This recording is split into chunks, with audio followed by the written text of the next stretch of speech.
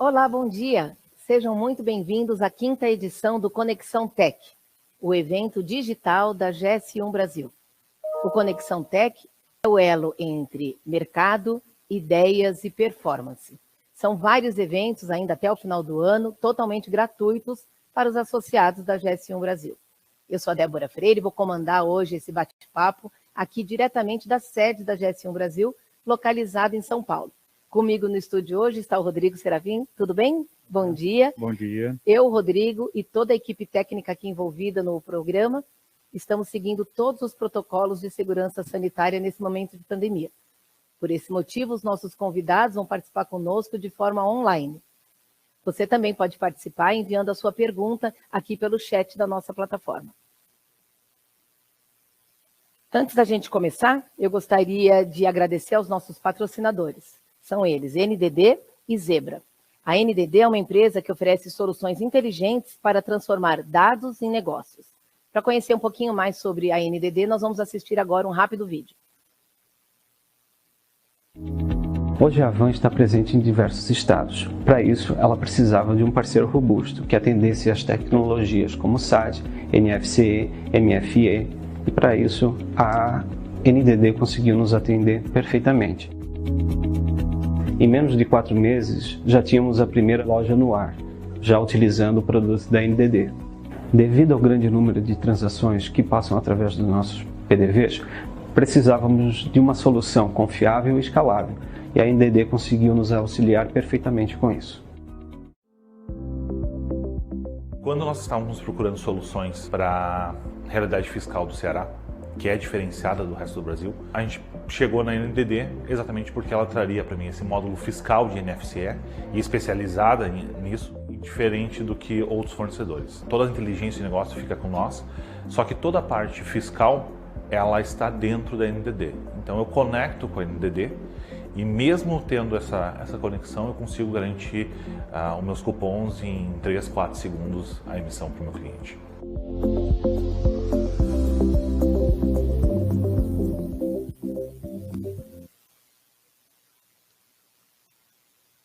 Agradecemos também a Zebra Technologies. A Zebra é uma empresa que desenvolve tecnologias que permitem melhorar o desempenho das empresas, conectando ativos, dados e pessoas. A Zebra oferece soluções que ajudam as empresas a resolverem problemas complexos, usando dados e análises para tomar as melhores decisões. Eu vou chamar agora também um rápido vídeo da Zebra.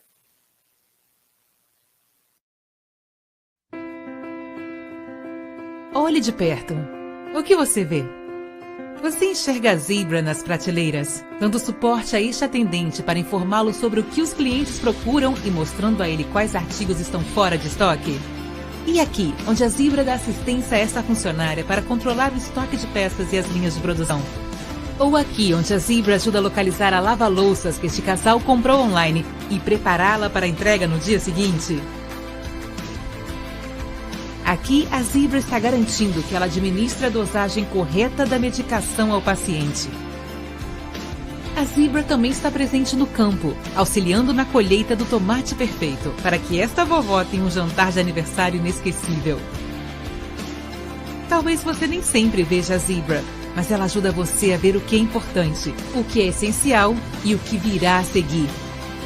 Garantindo a visibilidade de cada ativo e trabalhador, conectando os funcionários aos dados de que precisam, otimizando fluxos de trabalho, operações e a tomada de decisões em tempo real, para transformar incertezas em oportunidades. Porque sempre que as empresas e as pessoas encontram sua vantagem competitiva, a Zebra está presente. A Zebra está presente. Além dos nossos patrocinadores, agradecemos ainda nossos apoiadores institucionais. A Verser, empresa especializada em qualificação de dados de produto para o varejo, e a Cord, empresa que atua em duas frentes, na área de educação com foco em automação, logística e tendências, e na área de consultoria, voltada para rastreabilidade e análise de dados para estratégias omnichannel. Também reconhecemos os nossos parceiros, a Total Links, empresa responsável pelo link de internet que estamos usando aqui no Conexão Tech, a agência Beato, responsável por essa plataforma que estamos usando e que você também pode enviar sua pergunta aqui pelo chat, e a agência De Freire, empresa que eu represento, que oferece serviços completos de comunicação para o mundo digital de hoje. A nossa temática de hoje é e-commerce, os foguetes que decolaram. A crise instaurada pelo coronavírus impactou de forma diferente os mais diversos setores da sociedade e da economia. Alguns foram duramente afetados, outros ganharam ainda mais protagonismo com o distanciamento social. É o caso do e-commerce, né? Para comentar um pouco sobre esse tema, temos aqui vários convidados. São 5 anos em 5 meses, como dizem os executivos. Mas o fato é que esse foguete já estava com os motores ligados e fazendo até bastante barulho. Mas ele decolou mesmo, foi agora em 2020. Então, para comentar um pouco com a gente os desafios do e-commerce e como ele vai impactar o varejo do futuro e toda a sociedade, eu queria dar as boas-vindas para o Alceu Keller, diretor comercial da NDD. Bom dia, Alceu. Bom dia. Bem-vindo ao nosso programa. Ao Daniel Nepomuceno, ele é diretor de e-commerce do Tenda Atacado. Bom dia, Daniel. Bom dia a todos os telespectadores. Bom dia também ao Daniel Storch, ele é diretor de e-commerce da L'Oréal. Bom dia a todos. Bom dia.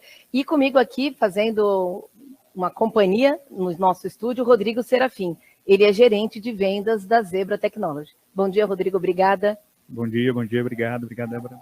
Bom, não dá para a gente falar de e-commerce sem falar de Black Friday ou de Black Friday sem falar de e-commerce, né? Então, essa primeira rodada eu queria passar a bola para vocês e pedir para que cada um de vocês se apresente rapidamente e já fale um pouquinho de como foi aí esse último final de semana de Black Friday. Acho que a gente podia começar com você, Daniel Storch. Fala um pouquinho para a gente. Vamos lá. Bom, a Black Friday foi uma Black Friday muito interessante em termos de crescimento, mas também foi uma Black Friday muito interessante em termos de dinâmica comercial. Então, a categoria de beleza que a gente trabalha claramente ganhou muito mais protagonismo em relação aos anos anteriores. Então, a gente saiu um pouco daquele foco de trocar de telefone, trocar de televisão, e teve uma visão muito mais de cauda. Até comentei com o meu time que nas primeiras Black Fridays que eu trabalhei, no início tinha aquela venda do produto core, né, que é a televisão, a geladeira, e depois a gente mudava para cauda. E esse ano não, a gente viu que era muito mais constante, o consumidor comprou coisas novas, consumidores novos. Então, para nós, foi uma Black Friday especialmente boa. E uma coisa que me chamou muita atenção nessa Black Friday, quando eu comecei minha carreira em e-commerce, a gente atrasava as entregas, o prazo de entrega em 5 dias, 10 dias, por causa da Black Friday, pelo volume de vendas. E esse ano a gente viu muita gente elogiando que recebeu no mesmo dia, ou no máximo no dia seguinte, os produtos nos grandes marketplaces. Então, acho que foi uma evolução logística e de experiência muito grande. O e-commerce está cada vez mais maduro, né? E depois dessa prova de fogo desse ano, de 2020. E no Tenda Atacado, como é que foi, Daniel, esse último final de semana?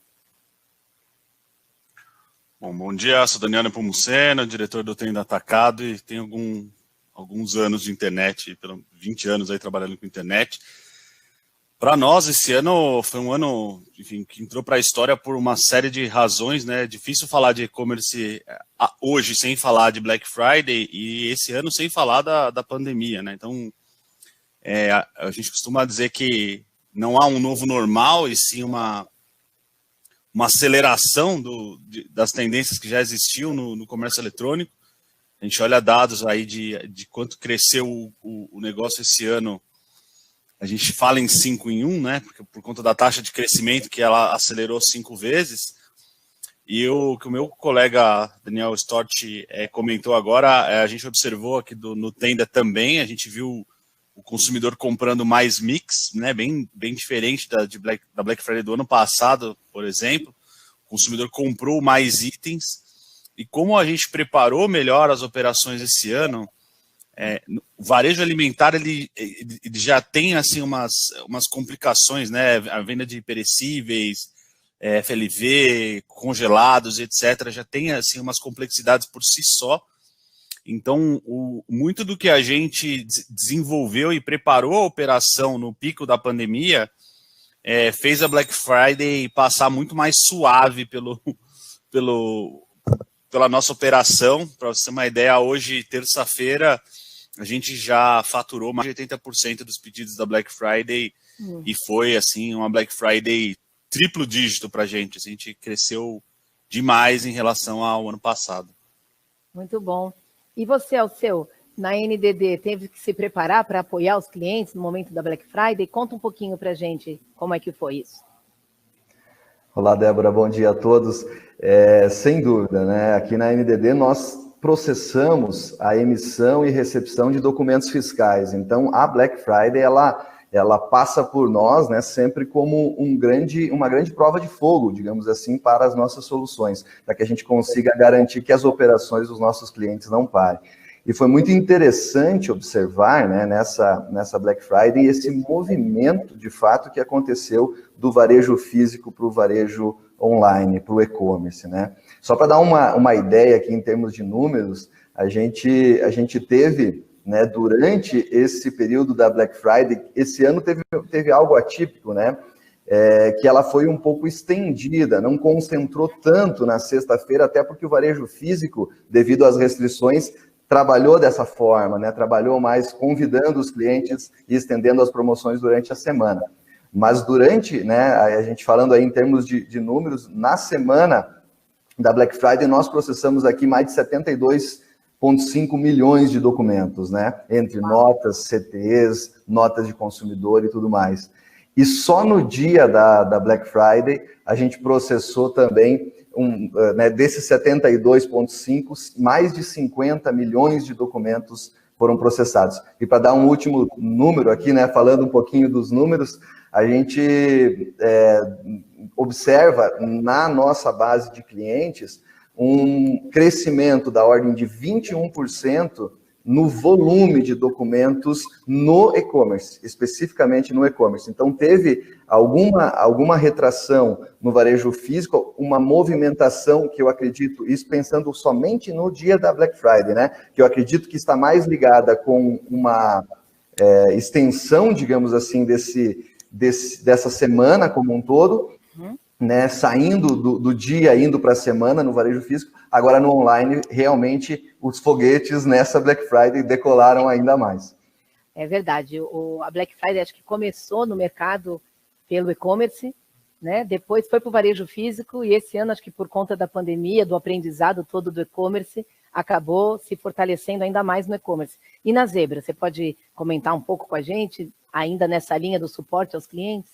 Não, claro. Na Zebra acho que não foi diferente, né? Com relação aos nossos parceiros de negócio, acho que nós tivemos aí um movimento muito, muito grande, né? A Zebra está trabalhando nesse movimento de Black Friday já há pelo menos 3 meses, né? Porque é quando as empresas começaram a se adequar com relação à tecnologia, começaram a investir em recursos aí voltados aí para otimização de processo, né? Nós entendemos aí também esse processo de preocupação, né, desse novo normal que nós falamos tanto, né? Então acho que essa Black Friday foi exatamente o que os meus amigos falaram aqui, né? Eu acho que ela foi diferente porque o consumidor está diferente, né? Então nós, junto com os nossos parceiros, nos preparamos aí levando soluções aí, nós tivemos números extremamente expressivos aí com relação aos nossos resultados, olhando esses grandes varejistas, né? Nós tivemos aí empresas que compraram aí mais do que o dobro de dispositivos em comparação com o que eles compraram em todo o ano passado inteiro. Então, assim, tivemos aí realmente um número bem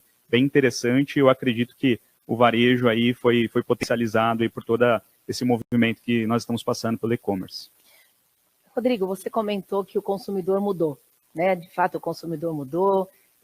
O Daniel Storch falou também que a logística amadureceu, né? E a Zebra acabou de divulgar uma pesquisa anual que ela tem o título Panorama do Consumidor. Quais são as principais pesquisas, as principais conclusões? O que você conta para a gente dessa pesquisa? A pesquisa é fantástica, né? O trabalho que nós fizemos aí foi um trabalho, a 13ª edição já dessa pesquisa, então ela acontece aí já há um bom tempo, e esse ano ela trouxe aí números extremamente impressionantes, né? Nós entrevistamos aí algo em torno de 5.000 pessoas, entre elas são clientes, consumidores, temos executivos, temos funcionários dos grandes varejistas, e essa pesquisa ela foi feita no mundo inteiro, né? Temos alguns recortes por região para entender um pouquinho a questão da dinâmica, mas quando nós falamos de varejo, quando falamos de e-commerce, existem as evoluções regionais, mas é uma informação muito, ela é muito democrática, né? Ela atende a todos os campos de divisão, né? E o que nós percebemos com relação a essa pesquisa que nós fizemos, com relação às preocupações, é que as preocupações mudaram, né? Os varejistas tinham uma preocupação, tinham uma tendência, né, de olhar o e-commerce, os dois, o Daniel Storch e o Daniel, comentaram sobre isso, né? Então, o e-commerce, ele sempre existiu, né? Ele vem aí já há um bom tempo no nosso dia a dia, mas ele sempre foi tratado como uma opção, né? E esse ano ele não era uma opção, esse ano ele era, para muitas pessoas durante um bom período, ele foi a única forma de comprar um produto, né? Então, quando você tem esse tipo de dinâmica, quando você tem esse tipo de necessidade, você começa a se deparar com novas tendências, novas questões. Então, o que nós entendemos, né, nessa pesquisa? Que algumas preocupações que elas não existiam começaram a existir, por exemplo, segurança, e não a segurança de roubo, coisas do tipo, né, que sempre também estavam nas pautas dos varejistas. Mas acho que era uma preocupação de segurança, de disposição. Puxa, eu vou na loja, mas como que eu vou nessa loja, né? Será que ela está protegida? Será que eu vou entrar nessa loja e ela vai ter feito os processos adequados de higienização? Aí um outro processo, um outro problema que surgiu também dentro dessa ótica foi a questão de atendimentos rápidos, né? Então, assim, poxa, eu vou na loja, mas será que eu vou conseguir ser atendido rápido? Aí começou a se tornar o e-commerce uma ótima forma de solução. Puxa, eu não vou me expor, porque eu não sei como aquela empresa está higienizando o seu dia a dia. Eu não vou naquela loja porque eu tenho uma fila muito grande, eu também vou estar exposto durante um bom período, né? Então, eu vou para o meio digital. Mas o meio digital, ele trouxe uma outra demanda. E a demanda que nós falamos tanto, né, que acho que muitos aí já ouviram, que é o omnichannel, né? Eu compro no lugar e recebo de várias formas diferentes, né? E nossa pesquisa, ela demonstrou que os consumidores, eles queriam isso. Eles querem uma integração total entre o e-commerce e a loja física. Eles querem comprar no digital e depois no dia seguinte, ou até no mesmo dia, como alguns varejistas fazem, eu vou lá e retiro esse produto na loja, né? Tem a gratificação espontânea, né? Que a gratificação espontânea, ela existe na loja física porque eu compro, eu levo o produto. No e-commerce eu tenho que esperar chegar. Mas como meus amigos disseram, foi fantástico. Eu fui um consumidor bem assíduo da Black Friday na última semana, e eu posso dizer que eu me surpreendi com os prazos. Eu comprei muitos produtos no final do dia de quinta-feira e chegaram antes da hora do almoço na sexta, né? Então, assim, eu acho que é uma tendência, eu acho que, né, o e-commerce ele veio para ficar, e a nossa pesquisa ela demonstra isso, ela demonstra que é um comportamento que ele estava intrínseco, né, na população, muitos se obrigaram a ir para esse caminho, e agora ficou como algo normal, algo que, né, eu sempre uso o exemplo da minha mãe. Minha mãe nunca comprou nada no e-commerce, ela não comprava nada. Hoje faz compra do supermercado, ela faz compra de eletrônico, faz compra, né, de produtos de beleza, como o Daniel falou. Então, assim, nós vemos uma tendência que é aquelas pessoas que não utilizavam e-commerce, a nossa pesquisa demonstrou que teve um aumento aí pelo menos de 58% das pessoas que não utilizavam e-commerce começaram a utilizar. Isso no mundo, né? Que é um número, acho que bem realmente importante e impactante. Quando o Alceu fez a rápida apresentação, eu confesso que eu fiquei aqui assustada com esse volume, né, de documentos emitidos. E o Rodrigo está comentando que ficou surpreso com a entrega no dia seguinte, às vezes até no mesmo dia.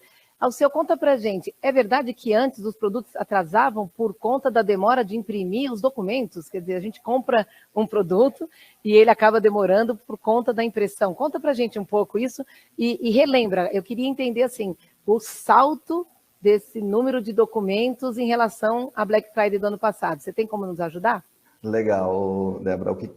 Com certeza, né? No varejo físico, um dos desafios é o caixa, né? É o momento que o cliente está lá fazendo o pagamento e a gente pensa que o cliente, ou enfim, até imagina que é possível minutos isso acontecer, né? E as transações, elas precisam acontecer em milissegundos para que a gente consiga, então, entregar para o cliente uma experiência de pagamento ali onde está, digamos assim, mesmo que todos os caixas da loja estejam funcionando, né, acaba tendo a necessidade de conseguir operacionalizar isso de uma maneira muito forte, isso no varejo, no físico. E no eletrônico não é diferente, porque é natural, né, que a operação ela esteja projetada para processar determinado volume. E aí, por exemplo, né, como eu citei, nós processamos na NDD algo em torno aí de 100 a 120 milhões de documentos mês em toda a nossa base de clientes. E nós estamos falando que na semana da Black Friday nós processamos 72 milhões e no dia a gente processou mais de 50. É quase a metade do volume que a gente processa durante os demais meses como um todo, concentrado em um único dia, né? Realmente é um crescimento muito grande. E com, né, esse ano, e já no ano passado também, não tivemos nenhum incidente operacional dentro dos clientes que impactasse uma venda sequer, o que nos deixa bastante satisfeitos e também percebe-se que como o cliente evoluiu, né, e está comprando mais no online, as empresas também estão mais preparadas, né, estão olhando e buscando soluções que agreguem mais dentro do processo e evitem qualquer possibilidade de parada, qualquer possibilidade de problemas, né? Como bem citado, os prazos de entrega caíram muito, né? Então a gente percebe, eu também fui um cliente essa semana aí, né? E também, apesar de estarmos aqui em Santa Catarina, no interior do estado, o produto já chegou, né? Então é algo que realmente impressiona o quanto as empresas estão investindo e as soluções que são necessárias para que tudo isso aconteça, né? E só fechando, então, a gente observou do ano passado para esse ano, em linhas gerais, aí, um crescimento aí na ordem de 18% dentro de toda a nossa base de volumes processados. Aqui nós estamos falando na emissão de nota, de CTE, de nota de consumidor e todos os documentos fiscais que fazem parte desse ecossistema, digamos assim, de documentos fiscais do Brasil. Se eu entendi direito, você terceiriza, né, esse processamento. E nesses volumes que você falou, não faz o menor sentido a empresa estar preparada, ter uma estrutura preparada para esse pico num dia ou numa semana do ano e depois essa estrutura ficar ociosa ao longo dos outros dias do ano. É isso mesmo? É isso, né? E aí a gente entra um pouco nos modelos de negócios. Hoje a computação em nuvem permite essa flexibilidade, a gente pode explorar um pouquinho mais esse tema mais à frente, e não faz nenhum sentido de fato, porque eu preciso de uma estrutura para processar um grande volume dentro do meu negócio em um dia, e esse volume não está diluído depois durante o ano, né? Não acontece, são picos de processamento realmente. Então faz todo sentido a empresa ter uma estrutura escalável que permita que ela cresça, aquela estrutura inclusive física de processadores, de servidores, né? E consiga rapidamente voltar a uma normalidade que acontece na operação nos demais dias e nos demais meses do ano. As outras sextas-feiras. As outras sextas-feiras do ano, né? E claro, isso não acontece só na Black Friday, todas as datas importantes do comércio, né? Seja agora a próxima é o Natal, também demandam essa infraestrutura um pouquinho maior. Legal, vamos voltar a falar disso mais para frente. Mas agora eu estava aqui me perguntando, há pouco tempo seria assim, de se estranhar uma indústria numa conversa dessa sobre e-commerce, né? Eu queria que o Daniel Storch comentasse com a gente quando que a indústria começou a participar desse jogo também de e-commerce. Bom, na verdade, a indústria já está muito próxima do varejo, do consumidor, já há algum tempo. Já faz, acho que, mais de uma década que a Unilever, por exemplo, tem uma operação de lavanderia nos Estados Unidos, a Procter tem um negócio de venda de lâminas de barbear premium. Então, sempre existiu uma vontade, uma necessidade da indústria de se aproximar do consumidor final. E o Brasil é um país bem avançado nisso, então já tem operações antigas como o Empório da Bebida, da Ambev, ou mesmo o Compra Certa da Whirlpool já é grande no Brasil, é um caso brasileiro que é enorme. Então a indústria precisa estar mais próxima do consumidor, e essa proximidade ela gera muito valor para toda a cadeia, porque a gente ganha mais dados, a gente cria produtos melhores, a gente desenvolve um mercado novo. Então, eu acho que é uma tendência que já existia com o varejo físico e tende a aumentar com esse varejo omnichannel. A gente precisa de mais dados, a gente precisa fazer melhor para o nosso consumidor final. E acho também que existe uma necessidade toda do mercado de trocar mais dados, não dados granulares de clientes específicos, mas de aprendizados para poder acelerar o e-commerce. Então, acho que é um desafio que toda a cadeia tem e vai melhorar muito nos próximos meses com essa aceleração do e-commerce. Bacana. Também outro fator que chama atenção é o varejo alimentar no e-commerce, né? Talvez o varejo alimentar tenha sido o que chegou mais tarde no e-commerce. No caso do Tenda, que é um atacado, talvez mais tarde ainda. E aí eu queria que o Daniel contasse como é que foi esse ano, né, de varejo alimentar no e-commerce e principalmente a jornada da Tenda para poder entregar então essa Black Friday que você comentou. Bem, até pegando um pouco do gancho aí do que o meu xará comentou, Daniel Stort, a indústria ela aprendeu bastante, né, ao longo dos anos a trabalhar e-commerce. Enfim, o case da L'Oréal a gente acompanha e vem bem, faz bastante sucesso. A indústria, assim como ela faz no varejo físico, também tem feito um bom trabalho no varejo online, aquela indústria que percebeu como trabalhar a internet, qual é a loja perfeita que eles chamam, né? Então, criar ali, do mesmo jeito que existe o trabalho de trade marketing físico, existe o trabalho de trade marketing digital. E a indústria que aprendeu a fazer isso tem ajudado bastante. Algumas indústrias, por estar presente em outros setores também, transbordaram isso bem para o varejo alimentar, aí sim que é o caso do Tenda. O varejo alimentar, não só no Brasil como no mundo, ele é o último que se desenvolve. Normalmente, a internet ela começa a ser desenvolvida com a venda de entretenimento, né? Cinema, ingressos, etc. Aí depois vai para passagens aéreas, aí depois vai para bens de consumo duráveis, né, eletrônicos, eletrodomésticos, aí passa para os não duráveis até que chega no varejo alimentar. E o varejo alimentar ele é a última etapa, vamos dizer assim, pela complexidade que ele apresenta, pela dificuldade que é. Por exemplo, você consegue montar um CD e vender via e-commerce para o Brasil todo. Claro que você não atende o que o consumidor mais almeja hoje em dia, que é velocidade na entrega. Mas você consegue fazer. Eu trabalhei em outras indústrias e a gente atendia o Brasil inteiro de um único CD.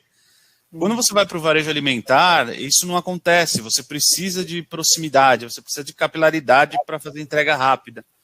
Tem um estudo que saiu recentemente que mostrou que, no caso do varejo alimentar, mais de 70% dos consumidores almejam receber o seu pedido no mesmo dia. Então, quando alguém entra na internet e faz uma compra de supermercado, eles querem receber o pedido no mesmo dia. E esse é o desafio, né? Você tem que estar, a sua loja ela tem que estar digitalizada o suficiente para conseguir receber um pedido de site ou aplicativo, separar aquele pedido, embalar, faturar, colocar num carro refrigerado, na maioria das vezes, para que não tenha perda de temperatura durante o transporte e entregar na casa do consumidor em poucas horas. Isso é um grande desafio, a gente resolveu encarar no Tenda, eu resolvi encarar como um desafio de carreira e o Tenda como empresa, né, encarar isso, e a gente vem observando bons números. Assim, eu estava dando uma olhada aqui num dado que a Cielo divulgou recentemente. O e-commerce, no geral, ele cresceu mais de 30% nessa Black Friday, se pegar o período acumulado, 30% em relação ao ano passado, enquanto o varejo físico como um todo, ele observou queda, né? Então, claramente o consumidor vai pro digital e a nossa indústria o varejo total ele cai 10%, quando quem puxa isso para baixo é o varejo físico caindo 18%. Então, assim, claro que a gente sabe que enfim, o e-commerce vinha crescendo, resolvi trazer um pouco de números aqui para a gente ter noção do quanto a gente está falando. E para vocês terem uma ideia, no nosso caso, o nosso crescimento nesse período de Black Friday foi quase 300%. Foi quase 4 vezes o tamanho do ano passado. Então, assim, quando você olha a média nacional, o varejo alimentar é um dos que está puxando a média para cima. E aí, assim, fornecedores que têm solução em nuvem, que conseguem tornar esse processo rápido, ajudam bastante, porque um dos grandes desafios do varejo alimentar é você conseguir entregar tudo que o consumidor comprou, né? Você, na maioria das vezes, usa a loja física para fazer a entrega, e na loja física a mercadoria é disputada ali com o cliente do piso. Então é um desafio se você demorar para separar, corre o risco de um outro cliente vir ali e fazer uma compra. No atacarejo, pior ainda, porque você tem o B2B, você tem o transformador que chega ali e compra um pallet inteiro, às vezes. E aí o consumidor final que fez um pedido, se a gente não tiver agilidade no processo de separação, corre-se o risco de você não ter o item para entregar. Então, tem muita automação por trás disso, sistema calculando automaticamente mínimos de estoque, a gente atualizando o estoque da loja várias vezes por dia, só sobe para o e-commerce o estoque que foi conferido na loja, tudo isso para garantir que a gente tem o item que o consumidor comprou na hora de entregar. Enfim, então, é complexo. No caso do varejo alimentar, o produto não sai do CD, ele sai da loja. E o mix de produtos, a oferta passa a ser importante. E mais do que isso, o controle desse mix, né? Os dados. Acho que o vídeo da Zebra mostrou um pouquinho isso, né, Rodrigo? Não, com certeza, mostrou. Acho que o Daniel trouxe agora como uma demanda, é uma demanda que a gente ouve, acho que todo dia, toda hora dos nossos parceiros, aí, dos nossos clientes. É como eu consigo controlar o produto que está na gôndola, como é que eu consigo fazer com que o meu e-commerce reflita exatamente o que eu tenho de fato no estoque, porque uma tendência que acontece é quando o cliente ele entra no e-commerce e aquele produto está esgotado, ele vai para outro, né? Ele não espera aquele produto, até tem alguns botões, né, de alguns marketplaces que funcionam bem, coloca avisa-me, né, quando eu chegar, me avise, você recebe um e-mail. Mas dependendo do tipo de produto que é comercializado, né, e o tipo de oferta que é colocada hoje à disposição, o que acaba acontecendo é que eu vou procurar em outros lugares. A mesma coisa o mix, né? E tudo isso tem a ver um pouquinho com digitalização, que o Daniel comentou. Porque quanto mais você tiver uma camada de informação digital dentro do seu processo, mais rápido você consegue tomar ação, né? Aí começam a surgir as tendências, que é a tendência do Dark Store, né? Que é você ter uma loja dentro da sua loja, mas essa loja só atende o e-commerce, ela não atende os clientes físicos, né? Fica às vezes lá no estoque, ela fica às vezes até uma outra localidade, né? Não sei se todos acompanharam, mas tem se falado muito sobre as cozinhas fantasmas. O que são as cozinhas fantasmas? É uma portinha que quando você entra lá, é uma cozinha que atende 5, 6 restaurantes diferentes, e ele só está lá para atender delivery, né? E aí os restaurantes vão lá, contratam essas empresas para simplesmente montar os pratos, fazer a finalização do prato, às vezes, né, algum processo muito mais de montar mesmo, né? Então, assim, é uma tendência, e aí tem outra questão também, que é a pressão que acontece sobre também esses meios de varejistas aí, sobre novas possibilidades de compra, né? Aí começa a surgir o drive-thru, né? Como que eu controlo o estoque do drive-thru, né? Como que eu entrego o produto para o meu cliente lá fora, mas eu tenho que controlar o estoque aqui dentro, né? Então, o que muitos varejistas estão fazendo, né? Pelo que nós vimos dentro da nossa experiência, né? Ele vai lá, ele contrata todo um sistema de inteligência, software e hardware, transforma o estoque dele no estoque segregado daquele estoque que ele costuma trabalhar para atender apenas aquela nova demanda, aquela nova necessidade do mercado, né? Então, com isso você consegue atender o retira aqui, você consegue atender o compra numa loja e retira na outra, você consegue comprar da sua casa e receber de uma loja, né? Com isso você ganha muito mais tempo produtivo aí, porque o que acontece, né? O Daniel comentou sobre isso, sobre a questão de CD, né? Sobre a questão do dinamismo que tem no e-commerce. Hoje em dia tem um CD apenas, e dependendo onde os seus clientes, seus consumidores estão, até o produto chegar nele, se perde muito tempo. Então, por que eu não uso a minha loja como um ponto de apoio, como um CD avançado, né? um mini CD para atender essas demandas, né? Aí cria-se outras tendências, né? Por quê? Muitas empresas já possuem, né, muitos varejistas possuem rota fechada dos fabricantes ou dos grandes dos grandes fornecedores, dos grandes distribuidores, rota fechada para a loja. Então, se eu já tenho a rota fechada, então eu já sei que eu recebo o produto todo dia na minha loja, então eu consigo desviar uma parte desse estoque para atender o meu e-commerce também, que são as tendências que vão surgindo. Você também pode participar. Tem alguma pergunta para algum dos nossos convidados, alguma curiosidade? É só enviar, então, aqui pelo chat uma pergunta que a gente vai endereçando aqui para eles. Ouvindo mais uma vez o Rodrigo comentar, talvez esse seja o desafio da integração da indústria com o varejo, né, Daniel Stort, que você estava comentando, quer dizer, essa visibilidade de dados para construir isso que o Rodrigo comentou, que eu posso dizer que é a transformação digital na veia, né? Exato. Acho que o Rodrigo trouxe um ponto importante. A solução para todo o sistema funcional é bem simples, né? A integração, a experiência contínua, o consumidor não precisa entender que existe uma loja física, uma virtual, mas a execução disso ela é muito complexa. Uhum. Então, essa capacidade de obter o dado e conseguir ativar ele é muito importante. E então, cada vez mais a gente vê empresas investindo muito em sistemas caros para fazer isso, ou em estrutura, e nem sempre dá o retorno necessário. Então, uma coisa que eu sempre bato muito quando a gente faz investimentos nesse tipo de infraestrutura ou de soluções, é começar com um problema bastante específico que a gente quer resolver e depois crescer essa solução para outras coisas.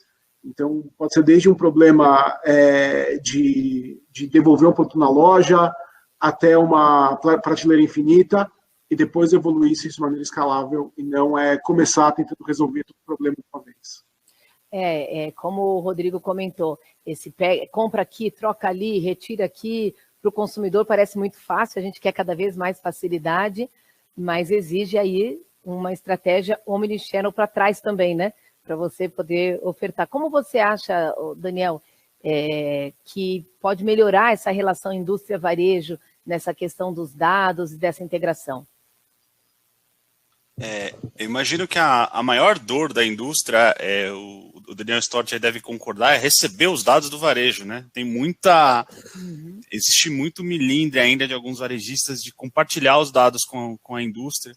A gente tem as nossas reuniões periódicas aqui, as nossas reuniões periódicas com os fornecedores, e a indústria se integra muito bem a partir do momento que ela recebe informação, né? Então, de quantos pedidos da nossa cesta ela participa, qual o ticket médio dela com a gente. A indústria conhece esses dados, ele sabe como ele performa em outros players.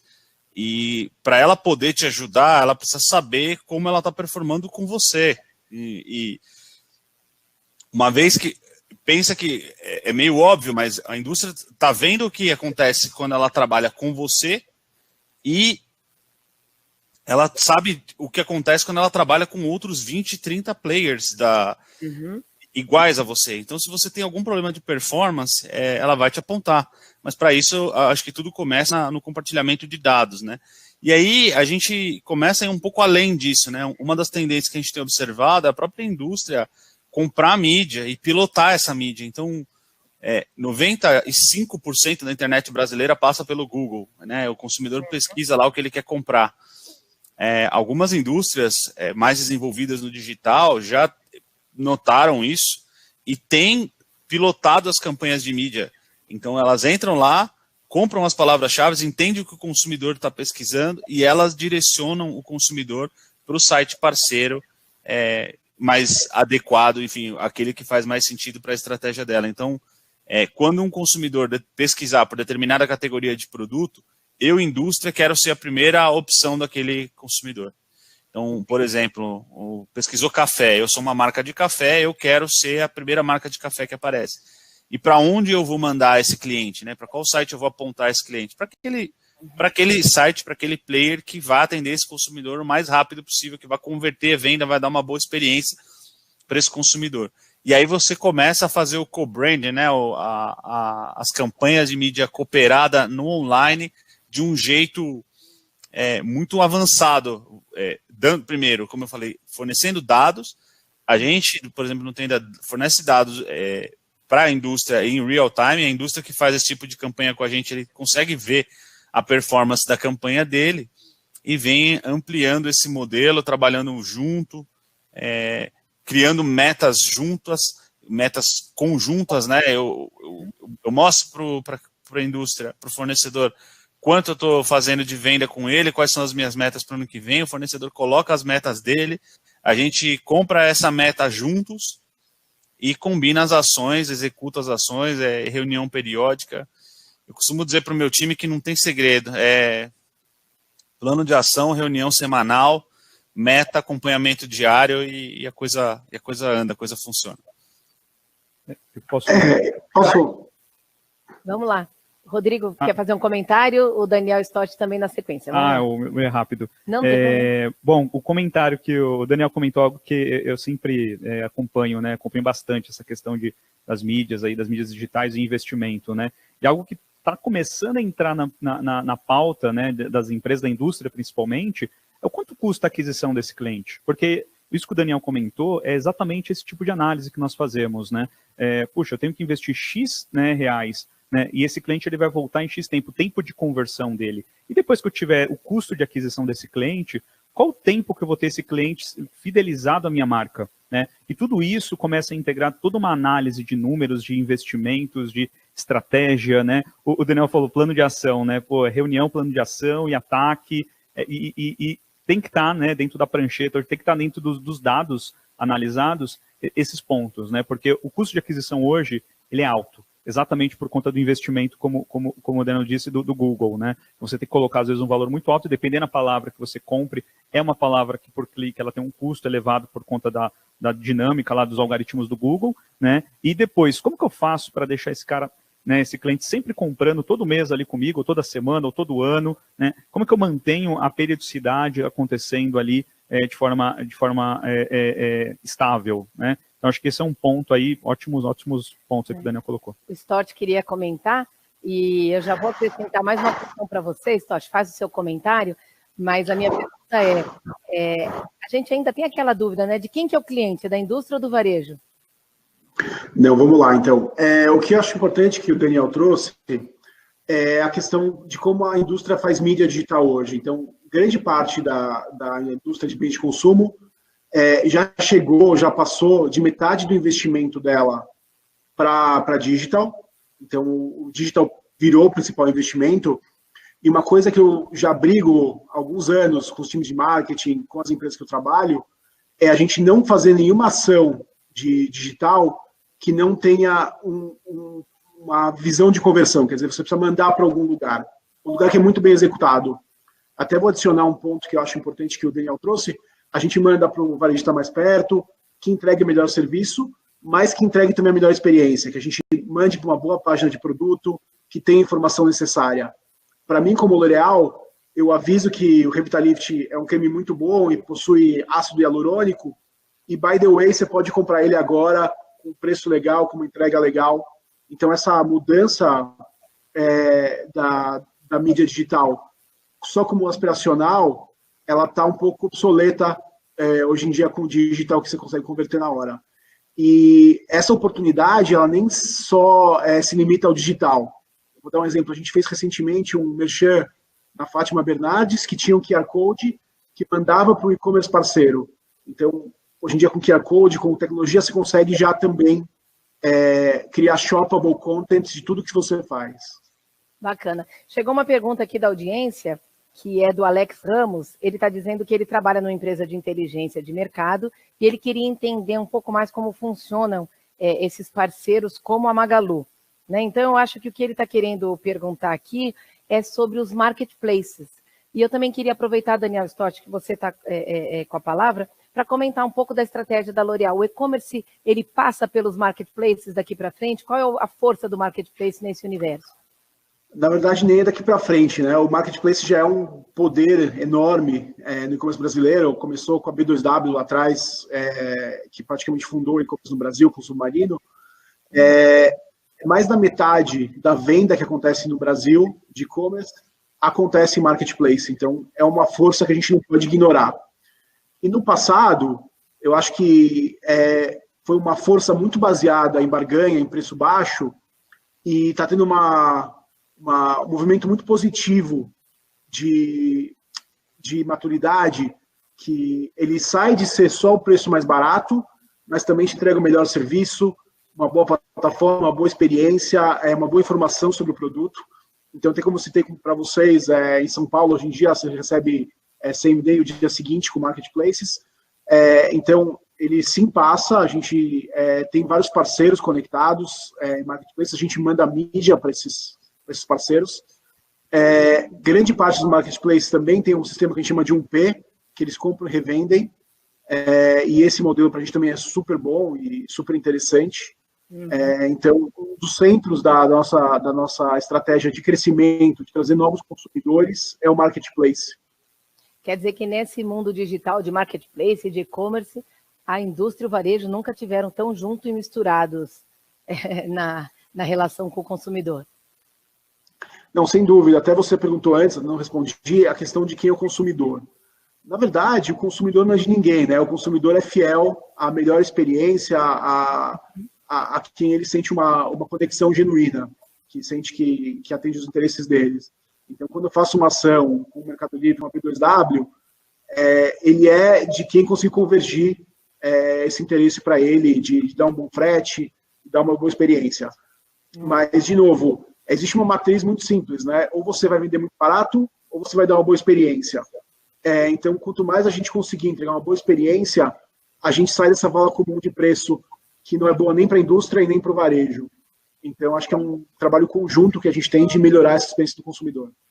Falando de preço, tem uma pergunta aqui que talvez o Alceu possa nos ajudar. Alceu, uma pessoa da audiência está perguntando o seguinte, que realmente houve um aumento muito grande no volume de documentação, né, impressas, mas ele gostaria de saber em relação ao ticket médio. Não sei se você tem essa informação, ou talvez a gente abra aí para os outros convidados comentarem.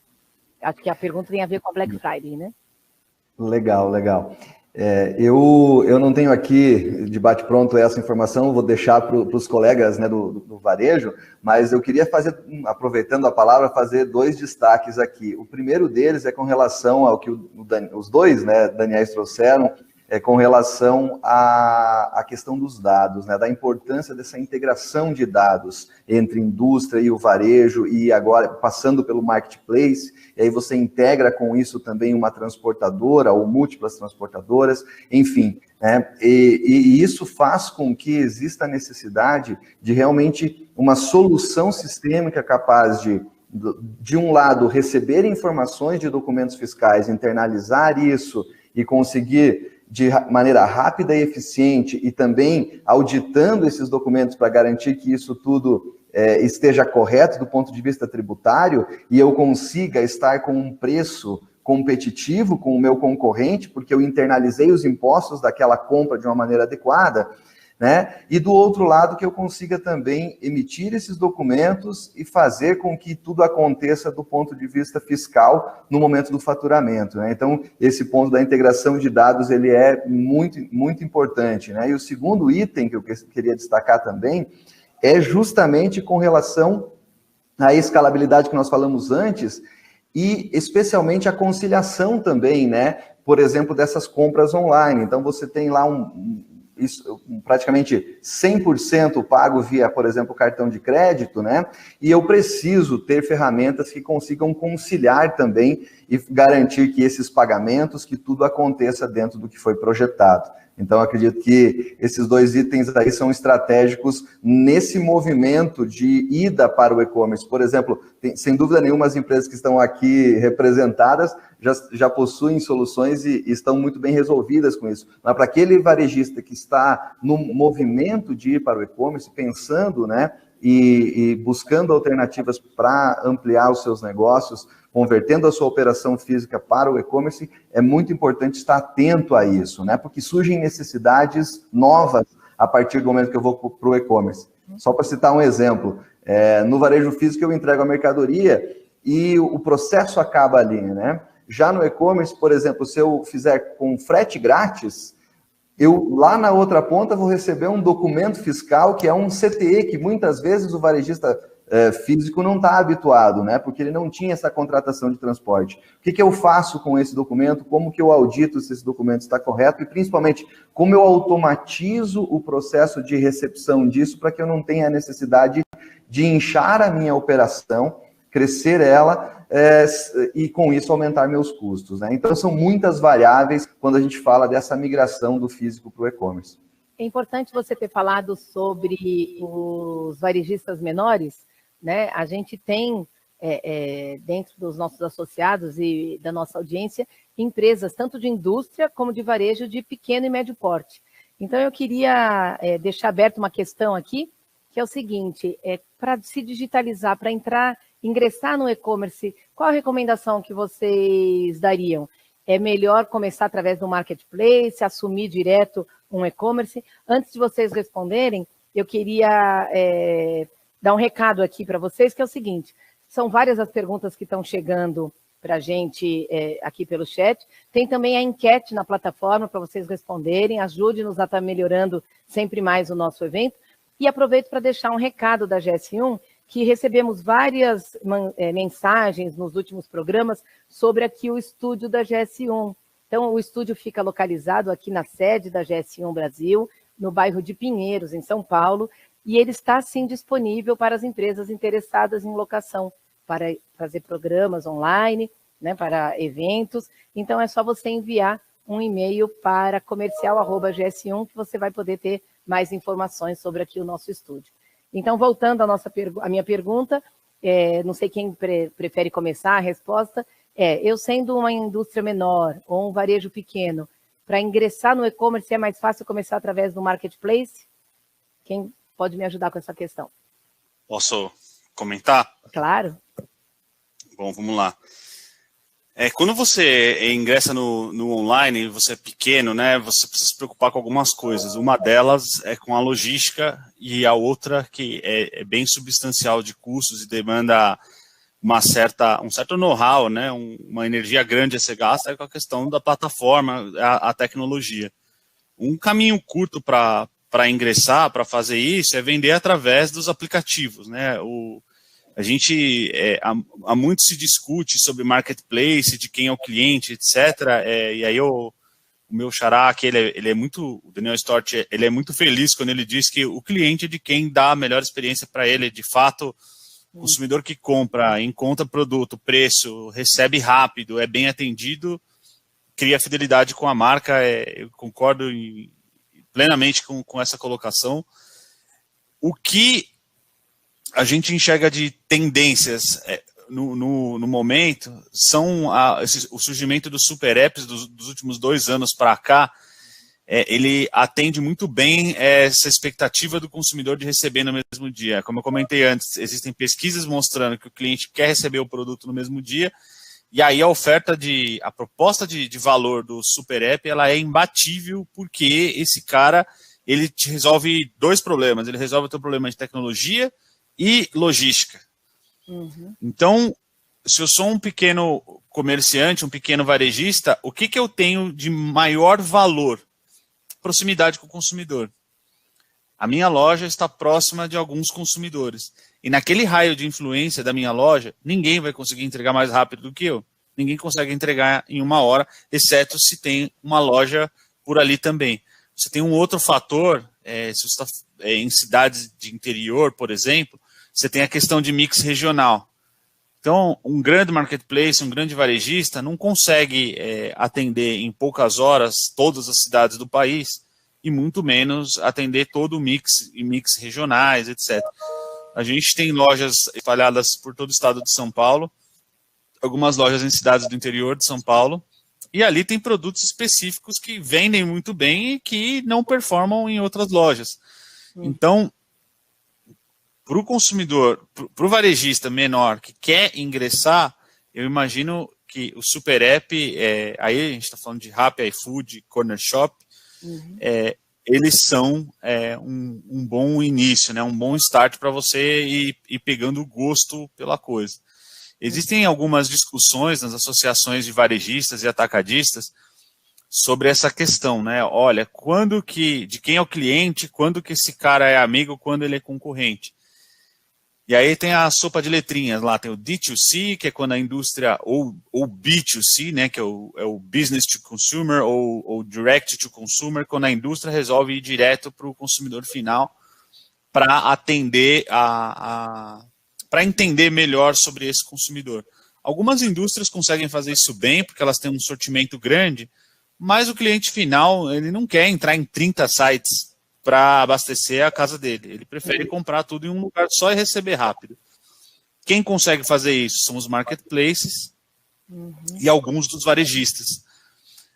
Nesse cenário todo, você ainda tem os super apps, como eu comentei, e o próprio site dos varejistas.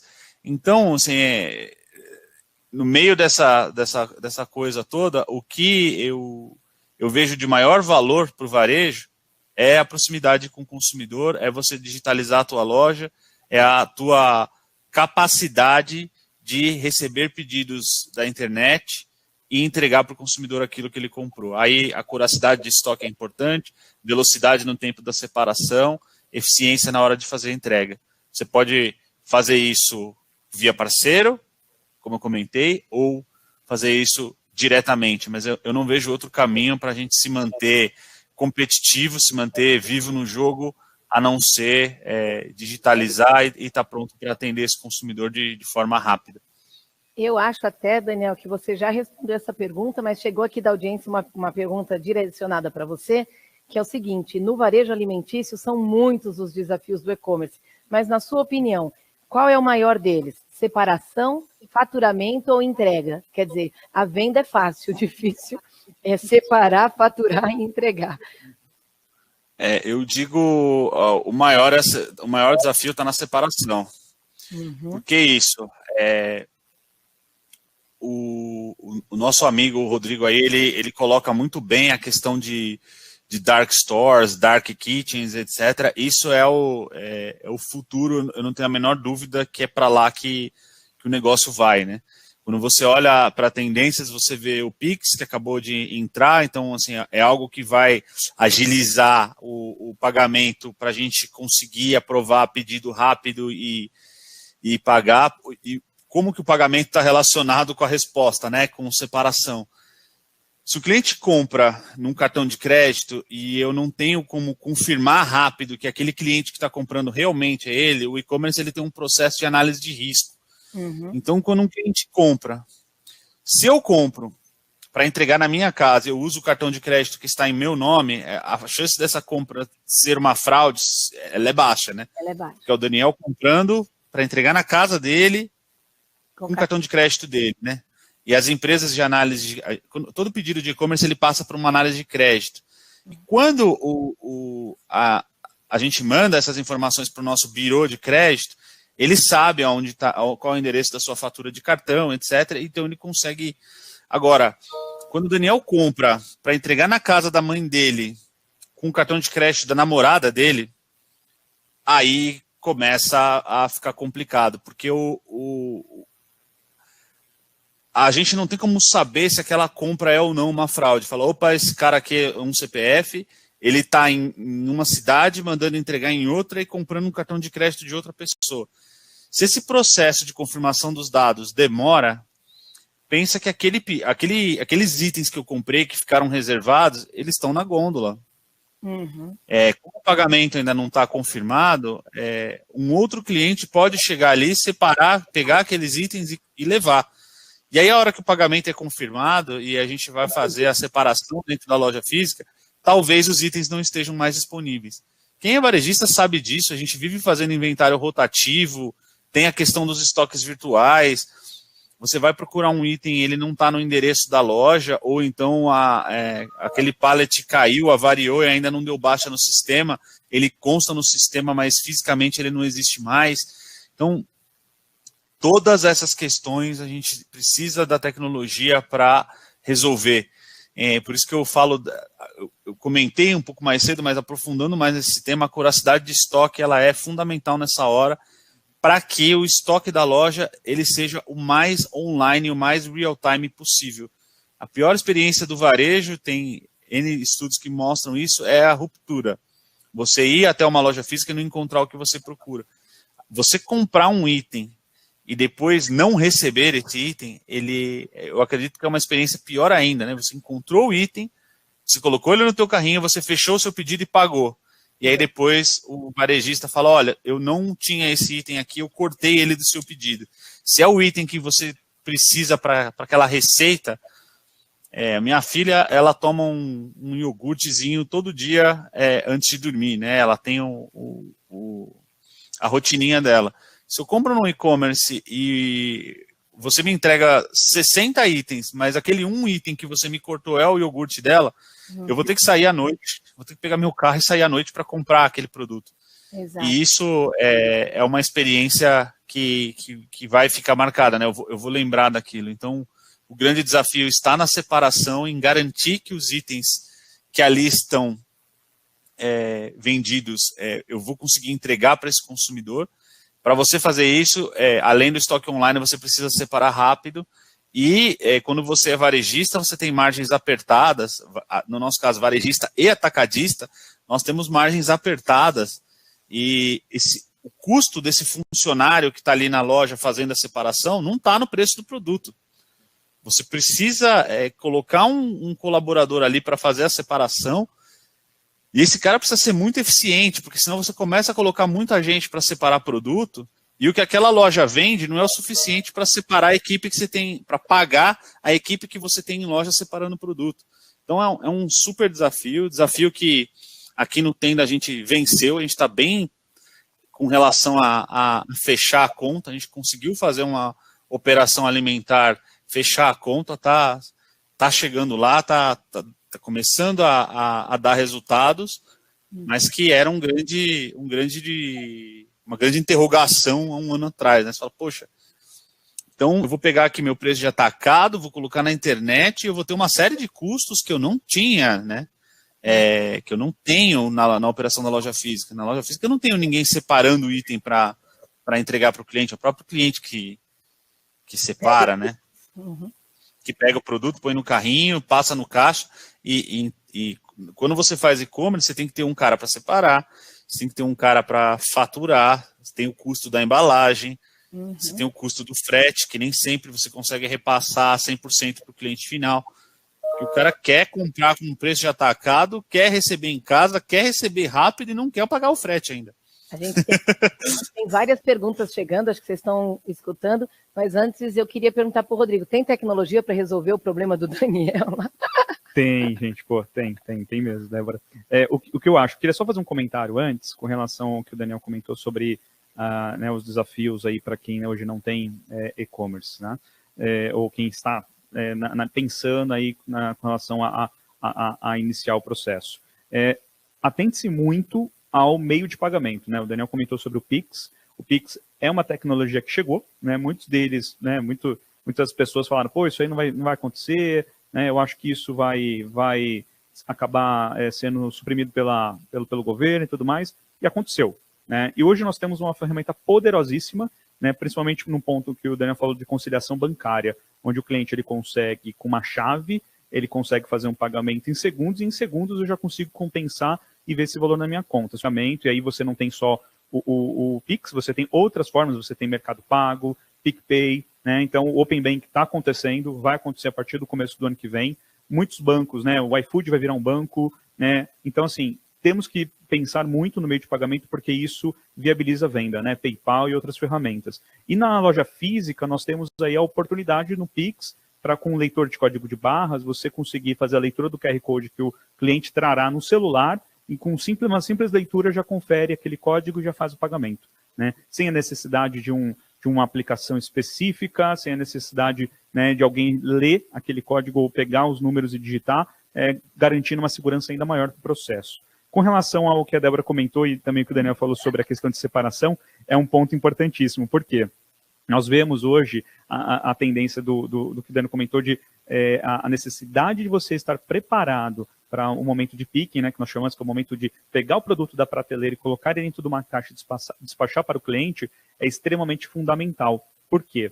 o cliente ele tem expectativa de receber no tempo certo, na hora certa, é o tempo dele, né? Seja daqui 2 horas, seja ele no dia seguinte, mas nós temos que fazer isso de forma ágil, de forma otimizada, né? Então, tem várias tecnologias, né? Dentre elas, os coletores de dados, por exemplo, ele consegue captar um código de barras que está no produto, ele consegue fazer uma verificação daquele pedido antes mesmo de o pedido ser despachado, evitando o erro, porque um outro problema do varejo que acontece muito é a devolução, né? E nós temos a lei de arrependimento, né? Não sei se é assim que chama, mas é a lei que nós podemos comprar um produto e temos até 7 dias para devolvê-lo a partir do momento que o produto chega na minha casa, quando eu compro sem ver esse produto. Então, isso é um dos calcanhares de Aquiles aí dos varejistas no mundo, né? Então, a Zebra, na pesquisa que a Débora comentou no início, essa pesquisa nós descobrimos que 76% dos entrevistados, dos consumidores entrevistados, acham que não corresponde bem hoje os serviços de devolução, né? Nós chamamos de logística reversa, né?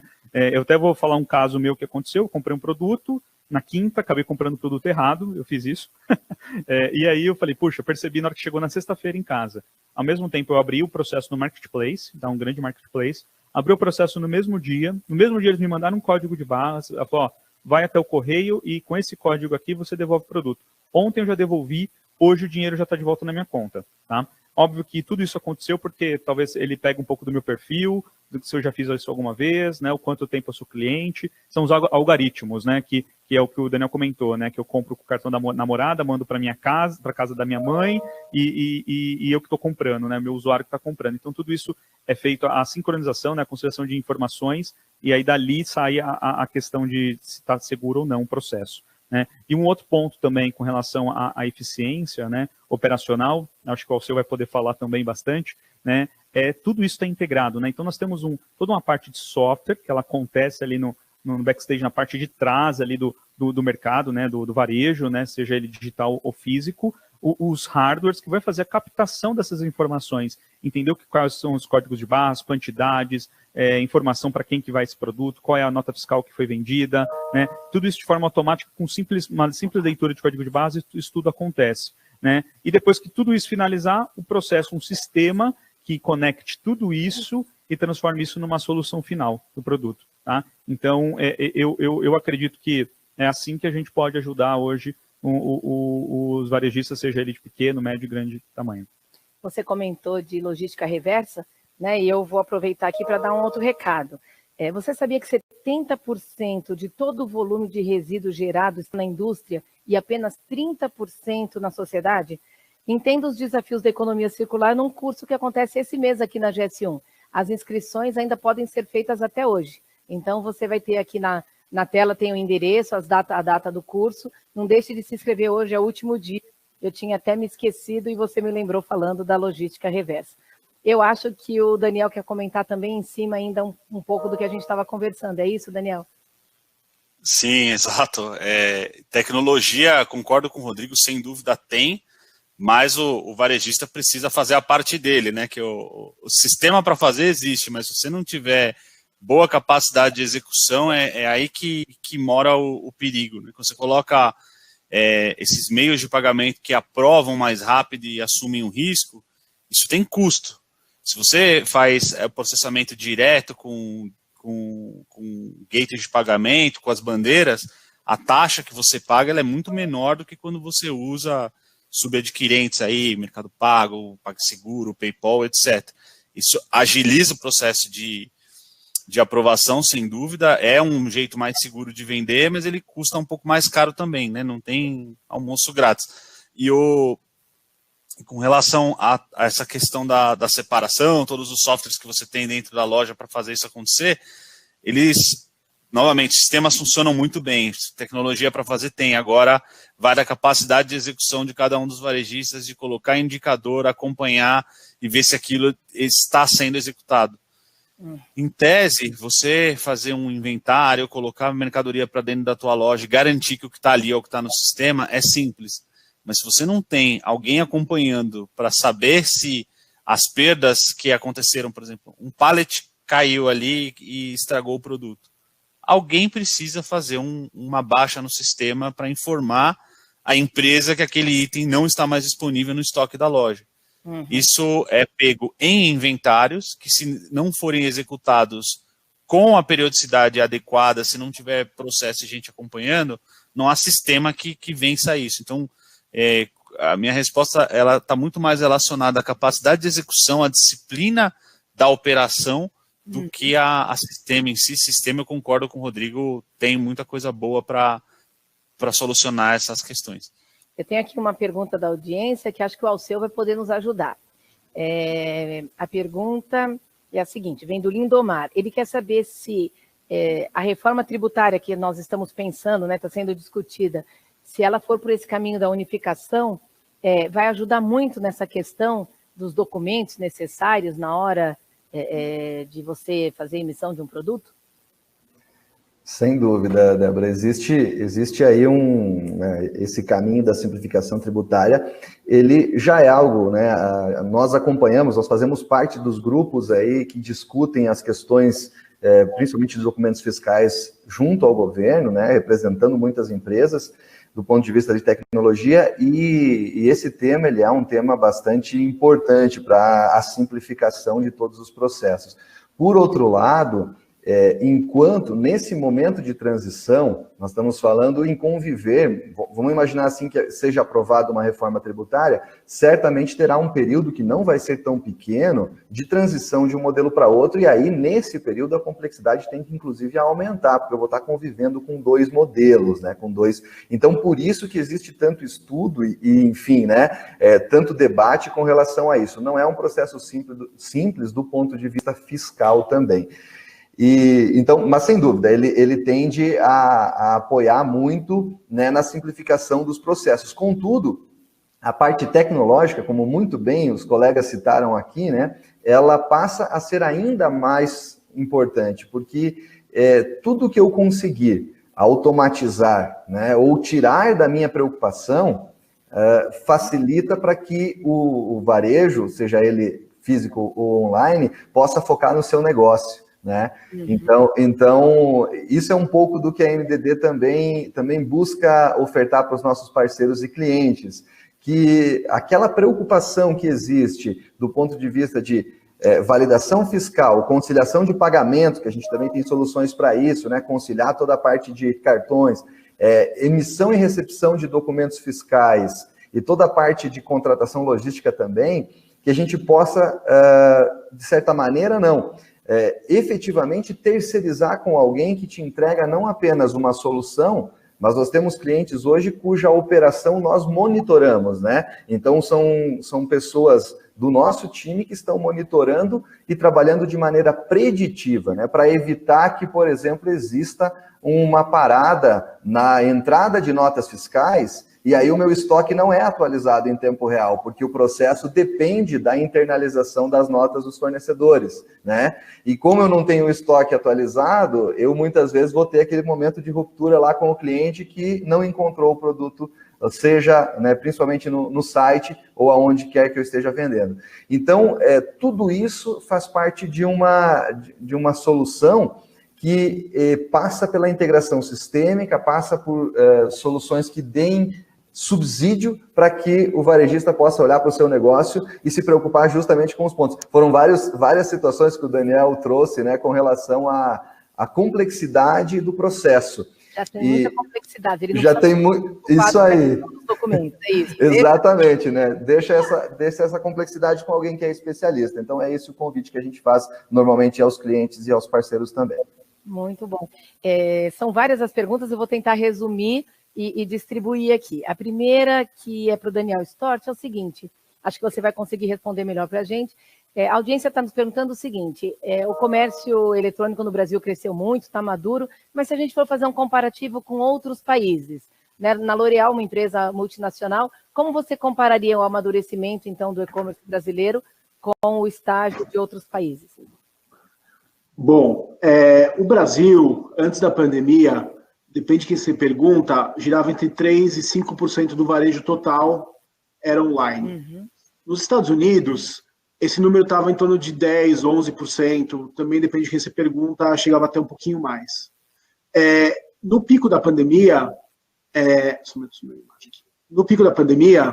essa participação chegou a 10% do varejo total brasileiro no e-commerce. Então, a gente atingiu alguns níveis de países desenvolvidos em e-commerce.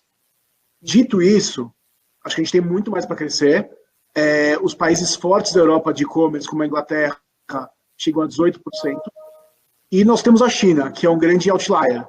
A China é uma empresa, é um país que a base do varejo se tornou e-commerce. Como eles não tiveram essa evolução que a gente teve do físico, criar supermercados, quer dizer, tem uma escada, eles pularam da transação quase pessoal para o modelo de e-commerce, eles não passaram por todo esse processo. Uhum. Então, algumas categorias da China, a gente vê que mais da metade do varejo acontece no e-commerce.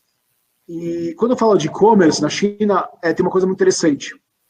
Hoje em dia a gente fala muito do percentual do e-commerce, mas na China se confunde muito que é e-commerce com o físico.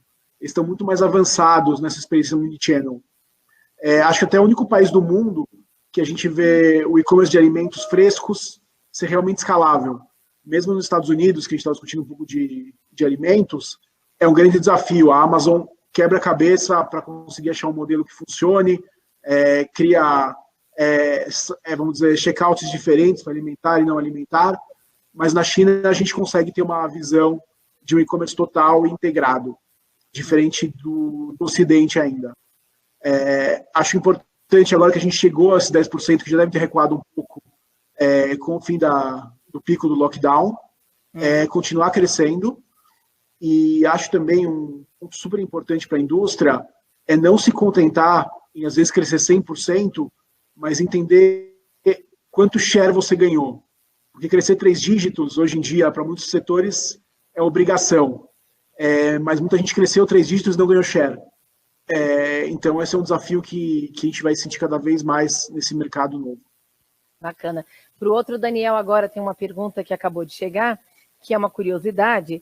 É o seguinte, o pessoal está querendo saber quais são os itens que mais cresceram no e-commerce, né? Aqueles que eram tabu, por exemplo, ninguém vai comprar frutas ou verduras no e-commerce, se isso começou a acontecer, se você tem exemplos de quais são os produtos que vocês mesmos não acreditavam que iam crescer na venda de e-commerce, e se você pode comentar qual a porcentagem do faturamento do Tenda Atacado que vem do e-commerce hoje, ou em valores ou em porcentagem.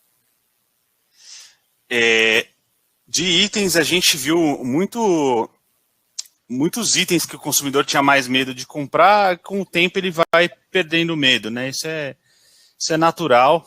A gente viu esse movimento em FLV, frutas, verduras e legumes, e outros itens. Uma categoria que surpreendeu, por exemplo, na Black Friday foi suco orgânico, sucos naturais, etc. A gente vê um crescimento forte disso. E os itens que mais vendem não variam muito, né, do físico para o digital, né? Você vê presença de bebida, cerveja pra caramba, enfim. Fralda, itens de higiene são coisas que o consumidor compra mais no físico, ele acaba migrando para comprar no digital. Claro que tem o consumidor que prefere, né, escolher os próprios itens, frutas, verduras, legumes, carnes, essa parte. Então, o percentual a participação desses itens no online, percentualmente, ela é menor do que na loja física, né? O online, ele concentra um pouco mais essas categorias que eu já citei. Com relação à venda, o canal digital, de longe, ele é o que mais cresce na empresa. O que eu posso dizer é que ano passado ele era um número baixo, assim. Eu vou falar do varejo em geral e o Tenda não está muito diferente disso, né? A gente via participações aí inferiores a 1%, e o mercado de alimentos e bebidas na internet cresceu mais de 100%, de 19 para 20. O Tenda está com um crescimento superior à média nacional, a gente cresceu mais. Acho que disso, aí, tirando um pouco da modéstia, foi da nossa habilidade de conseguir colocar a operação de pé rápido nesse momento de pandemia, né? Então a gente conseguiu mais do que dobrar a participação do e-commerce de um ano para o outro, e muito disso se deu às automações que a gente fez para conseguir garantir a operação permanecer de pé, né? Uma delas, e que permitiu que a gente conseguisse continuar né, ali com os serviços de retiro na loja, serviço de entrega funcionando, foi a gente limitar a quantidade de itens, de pedidos agendados por dia, que é um modelo logístico que a Amazon usa também. Então, o CD tem uma capacidade diária de pedido, e quando ele atinge aquela capacidade, automaticamente o site aumenta o prazo de entrega. Essa é uma automação que parece simples, mas poucos varejistas digitais, né, tirando os grandes, claro, usam dessa maneira, e isso permitiu que a gente continuasse rodando. Vocês imaginam uma operação que era de um determinado tamanho, de repente ela triplica de tamanho de uma semana para outra, e não é uma Black Friday, né, que você triplica de tamanho e depois você dá um pico e cai, né, você vai diluindo esse pico durante os dias e depois volta a uma normalidade. A pandemia, assim, a curva cresceu e se manteve, né? Cresceu e ficou. E a gente precisou colocar isso para essas implantações de automações para que mantesse esse crescimento. Então, conseguir surfar essa onda, né? Esse aumento das vendas foi primordial. E imagina fazer isso sem esquecer do principal, né, que são as pessoas. Eu tenho equipe em loja, tinha gente que estava com medo de trabalhar, de gente que não queria separar pedido em loja, não queria ficar perto de cliente, com medo de pegar esse vírus e ter alguma coisa, e a gente tem que respeitar, a gente não pode... Verdade. Você precisa cuidar, né, das pessoas, e isso foi algo bem complicado, assim. Então a gente contratou médico de segurança do trabalho e médico mesmo para orientar. A gente fez plantões, faz até hoje, quase todos os finais de semana, para tirar dúvidas sobre o Covid. Colocou todos os equipamentos de segurança necessários para a turma trabalhar. E uma coisa que foi bem legal foi o espírito que a equipe ficou de que quando você vende pelo e-commerce no meio de uma pandemia, você está ajudando a salvar vidas, né? São pessoas que não podem ir até o supermercado ou que não podem sair de casa sequer, e a gente está levando os produtos de consumo básico até a casa delas. A pessoa pode ir até a loja retirar com o carro sem precisar descer do carro. Chegando em casa, ela higieniza, né? A gente tem produtos ali que você, inclusive em casa, acho que quase todo mundo, além do álcool gel, tem os sprays para fazer higienização, etc. Então, tudo isso fez parte aí do cenário esse ano, e eu acredito que a gente vai conviver com esse cenário por mais alguns meses. Emendando um pouco aqui, né, a complexidade ainda de lidar com as pessoas, eu queria voltar ao seu num tema muito importante. Dentro disso tudo, Alceu, você acha que ainda é uma questão cultural, ou talvez a pandemia tenha ajudado a mudar esse mindset das empresas no momento de terceirizar sistemas, gerenciamento, gestão, partir mesmo para um cloud computing? O que você pensa sobre isso? A pandemia ajudou a mudar esse mindset? Ela contribuiu bastante, né? Apesar de que as empresas já vinham nesse movimento. Eu lembro, né, lá atrás, a NDD nasceu as a service, né, como a gente fala, nasceu como uma empresa SaaS. Então, lá atrás, nós tínhamos uma dificuldade maior em conseguir, muitas vezes, fazer com que as empresas enxergassem os benefícios de trabalhar com a nuvem, de trabalhar com soluções que estejam não fisicamente em seu ambiente, né, e sim fora dele, na nuvem, né? Hoje não, hoje isso já evoluiu bastante, e justamente o que a gente falou lá no início, essa possibilidade de eu escalar sem ter um custo tão alto atrelado a isso de uma maneira contínua, né? Então eu trabalho como serviço. Se minhas vendas aumentaram durante um determinado período, né, eu tenho retaguarda sistêmica para conseguir suportar essa operação, e depois eu consigo voltar ao que era anteriormente, né, e evitar a questão de elevar os custos de uma maneira contínua. Então, sem dúvida nenhuma, as empresas estão mais abertas a isso. Ainda é uma questão muito forte de confiança, né? E aí passa por olhar para soluções que realmente estejam preparadas para a nuvem, porque nós temos aquelas soluções que nasceram nuvem e nós temos aquelas soluções que foram convertidas para a nuvem, né? E muitas vezes não estão 100% aderentes a essa questão de escalabilidade. Então é importante o cuidado nesse sentido de olhar para uma solução que realmente está preparada para rodar em nuvem, né? E a partir disso, conseguir fazer a terceirização com segurança, com garantias de processo, se resguardar também do ponto de vista contratual, para que as soluções, para que o que não deveria ser uma dor de cabeça possa virar, né? Então, sem dúvida nenhuma, as empresas estão mais abertas a isso, estão olhando para isso e enxergando todos os benefícios, que não estão só no custo, né, e na escalabilidade, como eu comentei, estão também na centralização dessas informações e de poder ter informações em tempo real para tomada de decisão, né? Então, aí também é um benefício desse processo de cloud, que muitas vezes as informações estavam separadas lá em ambientes distintos, em cada uma das suas operações, e quando eu coloco todas elas em uma mesma base, né, e aí o pessoal fala muito em data lake, né, e a gente conseguir ter dados para analisar, eu tenho informações e dados para tomar decisões também em tempo real, durante o processo, e evitar que lá no final do mês eu tenha um problema fiscal, e evitar que lá no final do mês o meu fechamento do SPED vire uma situação complicada, ou mesmo, a gente falou lá no início, né, com relação ao Pix também, que veio forte na questão de pagamento agora, né?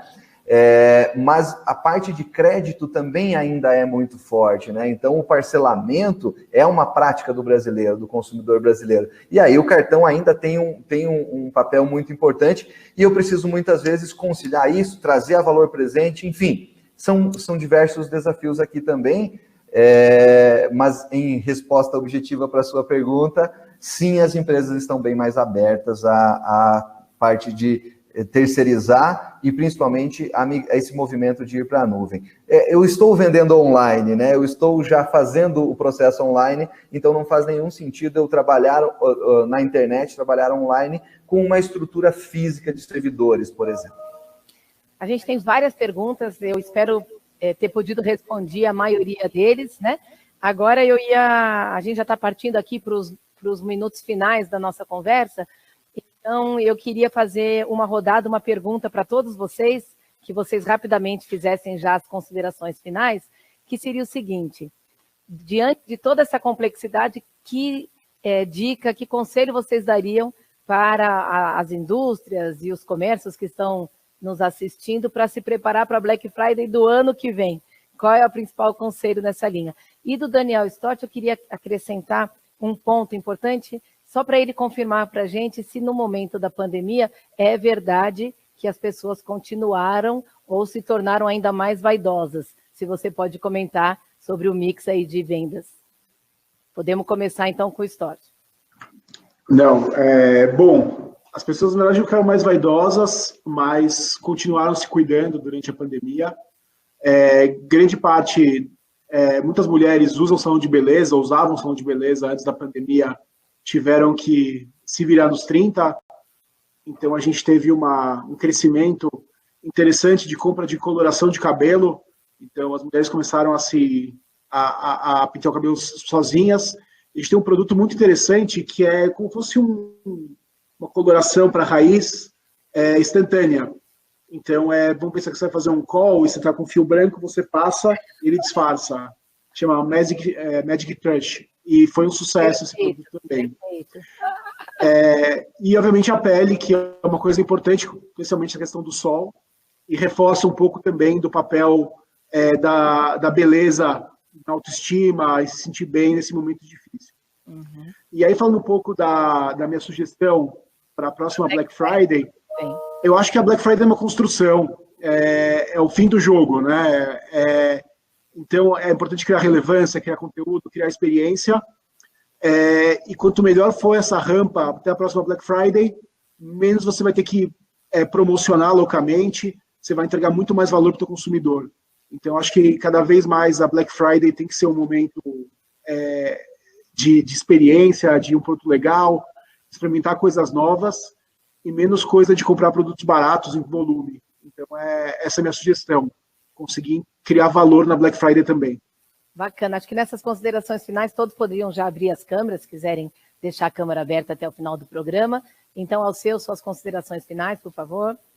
Legal, acho que o Daniel foi muito feliz nesse ponto de olhar desde já, né? Nós conseguimos estar atento e olhar para o que não funcionou, aonde eu não consegui entregar a melhor experiência para o meu cliente, né? Aonde eu gostaria de ter uma experiência ainda melhor de compra e com isso pensar, seja processo, seja sistema, seja pessoas, né? Tudo que está envolvido para que não só na Black Friday, mas que sempre, né, durante a experiência de compra do meu cliente, eu consiga entregar realmente uma experiência única, algo diferenciado, algo que ele me reconheça por isso. Seja na logística, seja, né, no processo de compras mesmo, né? Então, eu acredito que quanto à próxima Black, e não só a Black, qualquer outra etapa de venda aí das empresas, esse seria o grande ponto, né? Olhar para o que não funcionou, o que não foi exatamente como eu gostaria e ter isso. Então, e aí, sem dúvida nenhuma, né? Como a gente falou algumas vezes aqui, é possível contar com empresas especialistas em algumas áreas, porque a gente fala de algumas, né, mas especialistas em áreas específicas que possam apoiar nesse sentido as empresas que estão cada vez mais se tornando digitais, né, nessa transformação digital que está acontecendo e foi muito acelerada devido ao momento da pandemia. Daniel? Bem, acho que o principal recado que eu deixo, os dados estão aí, né? A gente consegue pegar os aprendizados desse ano, vendo quais produtos faltaram, os problemas que se teve. Acho que isso é meio básico até, mas é fazer a lição de casa, né? O que a gente fez esse ano, diferente do ano passado, foi ampliar os nossos estudos sobre o que vende e onde vende, reforçando o estoque desses itens nas lojas, segregando o estoque para o e-commerce, e até criando processos novos para garantir que os itens mais vendidos na Black Friday fossem devidamente atendidos, né? E criando processos para que a gente conseguisse entregar rápido. Então, como eu comentei, o processinho de agendamento que foi feito, enfim, e tudo isso vai fazer com que a satisfação do seu consumidor aumente. Uma preocupação sempre é se a Black Friday ela é rentável para o varejo ou não. O que eu digo é que talvez naquele mês em específico não, mas se você observar que os consumidores voltam, né, eles passam a fazer parte da tua base, uma parte disso continua comprando ao longo do ano seguinte, com certeza a rentabilidade desse consumidor ela é muito maior do que parece num primeiro momento. Bom ponto. Rodrigo? Para encerrar? Não, sim. Bom, acho que todo mundo falou um pouco aí de necessidades aí do momento. Eu acho que o Brasil, né, o mundo, ele teve que aprender a viver 5 anos de evolução tecnológica em 5 meses. A gente fala bastante isso, a Débora comentou isso no começo, mas são pontos aí que nós temos observado, né? Não vou entrar no mérito aqui com relação à questão da doença e tudo mais, acho que teve muitas fatalidades, mas sempre tem o copo meio cheio, né? E eu acho que esse ano, ele foi um ano onde muitas empresas que não estavam preparadas aí com relação à sua metodologia digital, um processo de e-commerce, né, ou processos que estivessem mais bem definidos com relação à estrutura, eles tiveram que trabalhar e tiveram que fazer, né? Os dois Daniels comentaram, né, sobre algumas movimentações, o Alceu falou sobre os números que foram extremamente impactantes, né? E eu também acho que a mensagem do Alceu é essa, né? A gente tem que começar a trabalhar desde agora. Não, eu acho que o ano que vem, acho que a gente criou uma maturidade digital muito maior do que nós tínhamos, né, até por conta do movimento, mas eu deixo aqui também alguns pontos, né? Não esqueçam também do físico, porque o físico ele é importante, ele tem uma importância muito grande, né? Dentro da pesquisa que foi feita pela Zebra, nós identificamos que mais de 70% das pessoas entrevistadas, eles preferem comprar produtos das lojas que também têm loja física. Então, existe ainda um lastro com relação a uma questão muito mais ali de confiança da marca, confiança daquela empresa que está me vendendo, né? Então, isso é um número realmente bem impactante. Então, e não esqueçam da experiência, né? O Daniel Stort comentou, não esqueçam da experiência do consumidor, seja ele no meio digital, que é importantíssimo a gente fazer com que o processo flua, seja rápido, o produto chegue rápido, tem uma plataforma que seja amigável, ela não é uma plataforma complexa, né? E eu tenha também um local, um físico, caso eu tenha esse ambiente, que ele também promova essa experiência, que ele tenha uma fluidez na fila, que ele tenha métodos de pagamento diferenciados, né, com essas novas que estão surgindo, né, que ele tenha, por exemplo, né, algo que também na nossa pesquisa é muito dito, com relação ao investimento em tecnologia. Então, quando o consumidor ele vê que a empresa investe em tecnologia, ele percebe isso, ele tende a dar um valor maior. Então, aqueles paradigmas de frete grátis, que é importante, né, ou outros pontos também que começaram a surgir nesse momento, os clientes começaram a repensar. Então, nós tivemos, em comparação ao ano passado, na mesma pesquisa que nós fizemos, nós tivemos 8 pontos percentuais para cima que os clientes, eles não estão mais tão se importando com a questão de frete grátis. Ele entendeu que, para que ele tenha, né, alguém falou do almoço grátis, ele entendeu que para que ele receba o produto no tempo que ele quer, seja o mais rápido possível, ele vai ter um custo, em alguns momentos, um custo adicional, né? Então, assim, é importante que a gente tenha essa comunicação. Eu acho que o mercado brasileiro, ele está maduro, né? Mas eu acho que tem bastante ainda para amadurecer, né? Eu acho que nós temos um campo de necessidade de desenvolvimento de tecnologia muito grande ainda que nós precisamos fazer. Nós da Zebras temos aí todo um papel aí institucional na economia para auxiliar nesse processo, tá? Essa pesquisa que nós fizemos, ela é uma pesquisa de 9 páginas, ela está disponível para qualquer um de vocês, aí caso queiram acessar esses dados, tá? Podem me acionar lá nas ferramentas aí no LinkedIn, coisas do tipo, e eu, com o maior prazer, eu mando para vocês que também analisem os dados. Bom? Ok. Obrigada, Rodrigo, pela companhia aqui no estúdio. Obrigado, Débora. Hoje acho que ficamos com um gostinho de quero mais. Tem várias perguntas, muitas dúvidas ainda, mas está na hora da gente encerrar o programa. Eu queria agradecer demais ao Daniel Storch, ao Alceu, ao Daniel também do Tenda, e você que nos acompanhou nesses programas, fique atento, porque nós temos ainda um último Conexão Tech deste ano, vai acontecer no dia 15 de dezembro, no mesmo horário, das 9 às 10h30, e o tema vai ser empreendedorismo no DNA. Então, lembre-se que você precisa fazer a inscrição novamente na plataforma, e até o dia 15, então. Obrigada e até a próxima.